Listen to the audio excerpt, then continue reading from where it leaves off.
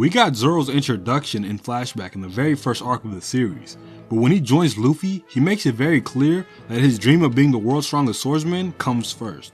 So Zoro putting Luffy's dream ahead of his own in Thriller Bark completes his character arc and cements him as a loyal Straw Hat. But the problem for me is how long it takes for this character moment to be paid off. By the time Zoro sacrificed himself in Thriller Bark, the Straw Hats have already faced death together in Alabasta, Skypiea, and Enies Lobby. Zoro even steps up and acts as a vice captain at times, leading the crew into battle when Luffy isn't around, but also guiding him on the proper way to be a captain. So there was no doubt in my mind that Zoro was a loyal Straw Hat by the time we got to the Thriller Bark arc. And I think the uncertainty of allegiance is what makes this type of character sacrifice so interesting in the first place. Take Piccolo's arc at the start of Dragon Ball Z for example. Piccolo was the villain of the previous arc until Raditz came around, so he formed a temporary alliance with Goku to defeat him. But with the arrival of two more Saiyans, Piccolo extended his alliance with the Z Fighters and even trained Gohan to prepare him for the fight.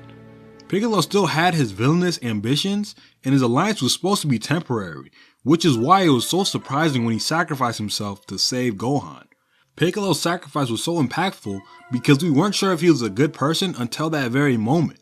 In fact, Piccolo's sacrifice wasn't because he was redeemed. He was redeemed because of his sacrifice. The sacrifice is what redeemed him. Piccolo probably didn't even know he would sacrifice himself until it happened. That's what made the moment special.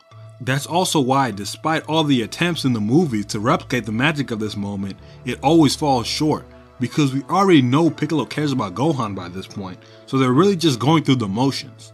This is also how I feel about Zoro's sacrifice for Luffy. His actions feel like a result of his character, and not a change in his character. Now Zoro's arc isn't about a bad guy becoming good like Piccolo's, but the same logic still applies. For example, Naruto and Sasuke were rivals at the beginning of the series and at each other's necks.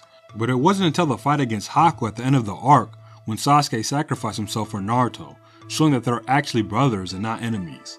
The point is that a character's sacrifice only works best when it happens before you'd expect the character to do so. That way it completes the character arc. When it comes to Zoro, his sacrifice came after so many arcs of him being loyal that it felt like he was just doing what he was supposed to do instead of a satisfying conclusion to a character arc.